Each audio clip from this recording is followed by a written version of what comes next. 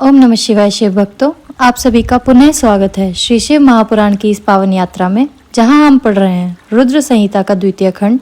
आज का अध्याय है श्री विष्णु की पराजय में दधीचि मुनि के शाप को कारण बताते हुए दधीचि और शिव के विवाद का इतिहास। मृत्युंजय मंत्र के अनुष्ठान से दधीचि की अवध्यता। सूत जी कहते हैं, महर्षियों, अमित बुद्धिमान ब्रह्मा जी की यह बात सुनकर द्विजश्रेष्ठ नारद विस्मय में पड़ गए। उन्होंने प्रसन्नता पूर्वक प्रश्न किया, पिताजी, भगवान विष्णु शिव जी को छोड़कर अन्य देवताओं के साथ यज्ञ में क्यों चले गए, जिसके कारण वहां उनका तिरस्कार हुआ?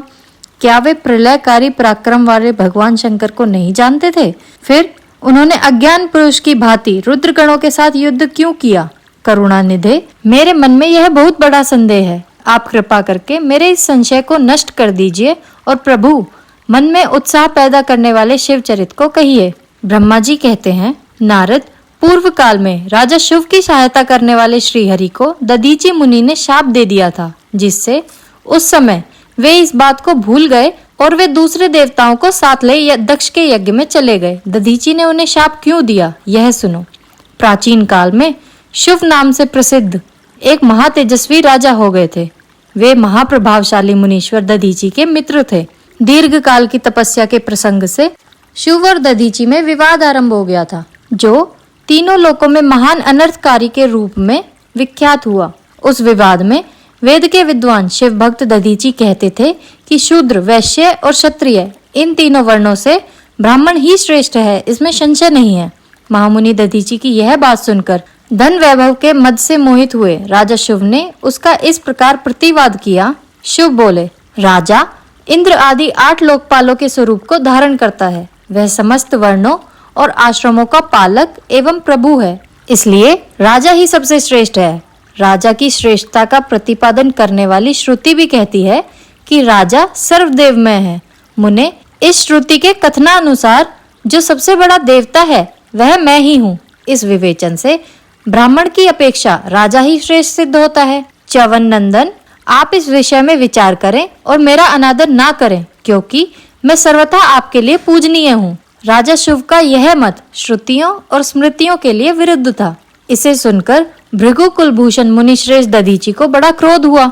मुने, अपने गौरव का विचार करके कुपित हुए महातेजस्वी दधीचि ने शिव के मस्तक पर बाएं मुक्के से प्रहार किया।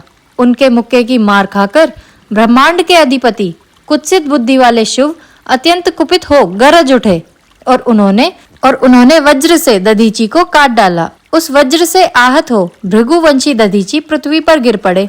भार्गव वंशधर दधीचि ने गिरते समय शुक्राचार्य का स्मरण किया। योगी शुक्राचार्य ने आकर दधीचि के शरीर को, जिसे शिव ने काट डाला था, तुरंत जोड़ दिया। दधीचि के अंगों को पूर्ववत जोड़कर शिव भक्त शिरोमणि तथा महामृत्युंजय विद्या के प्रवर्तक शुक्राचार्य ने उनसे कहा। शुक्र बोले, तात दधीचि, मैं सर्वेश्वर भगवान शिव का पूजन करके तुम्हें श्रुति प्रतिपादित महामृत्युंजय नामक श्रेष्ठ मंत्र का उपदेश देता हूँ।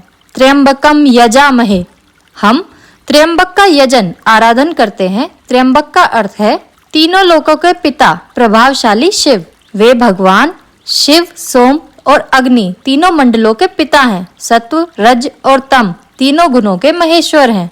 आत्म तत्व, विद्या तत्व और शिव तत्व, इन 3 तत्वों के आहवनीय गार्हपत्य और दक्षिणाग्नि, इन तीनों अग्नियों के सर्वत्र उपलब्ध होने वाले पृथ्वी, जल एवं तेज, इन 3 मूर्त भूतों के त्रिदिव, स्वर्ग के, त्रिभुज के, त्रिधाभूत सबके ब्रह्मा, विष्णु और शिव, तीनों देवताओं के महान ईश्वर महादेव जी ही हैं। यहाँ तक मंत्र के प्रथम चरण की व्याख्या हुई। मंत्र का 2वां चरण है सुगंधिम पुष्टि वर्धनम। जैसे फूलों में उत्तम गंध होती है, उसी प्रकार वे भगवान शिव संपूर्ण भूतों में, तीनों गुणों में, समस्त कृत्यों में, इंद्रियों में, अन्य अन्य देवों में और गणों में उनके प्रकाशक सारभूत आत्मा के रूप में व्याप्त हैं। अतएव सुगंध युक्त एवं संपूर्ण देवताओं के ईश्वर हैं। यहाँ तक सुगंधिम पद की व्याख्या हुई। अब पुष्टिवर्धनम की व्याख्या करते हैं। उत्तम व्रत का पालन करने वाले द्विश्रेष्ठ महामुने नारद, उन अंतर्यामी पुरुष शिव से प्रकृति का पोषण होता है। महत्त्व से लेकर विशेष पर्यंत संपूर्ण विकल्पों की पुष्टि होती है तथा मुझ ब्रह्मा का विष्णु का, मुनियों का और इंद्रियों सहित देवताओं का भी पोषण होता है, इसलिए वे पुष्टिवर्धन होते हैं।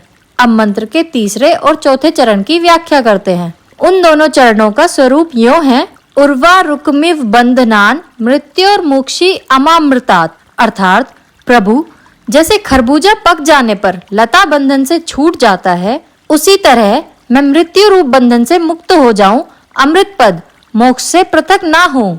वे रुद्रदेव अमृत स्वरूप हैं, जो पुण्य कर्म से, तपस्या से, स्वाध्याय से, योग से अथवा ध्यान से उनकी आराधना करता है, उसे नूतन जीवन प्राप्त होता है। इस सत्य के प्रभाव से भगवान शिव स्वयं ही अपने भक्त को मृत्यु के सूक्ष्म बंधन से मुक्त कर देते हैं, क्योंकि वे भगवान ही बंधन और मोक्ष देने वाले हैं। ठीक उसी तरह जैसे उर्वारुक अर्थात ककड़ी का पौधा अपने फल को स्वयं ही लता के बंधन में बांधे रखता है और पक जाने पर स्वयं ही उसे बंधन से मुक्त कर देता है। हमारे अध्याय का पहला भाग यहीं समाप्त होता है। कल हम पढ़ेंगे महामृत्युंजय मंत्र की व्याख्या तथा श्री हरि का शुभ को दधीची की पराजय के लिए यत्न करने का आश्वासन। वीडियो को लाइक और चैनल को सब्सक्राइब जरूर करें, इससे हमें इस ज्ञान को दूसरों तक पहुंचाने में मदद मिलती है। हर हर महादेव।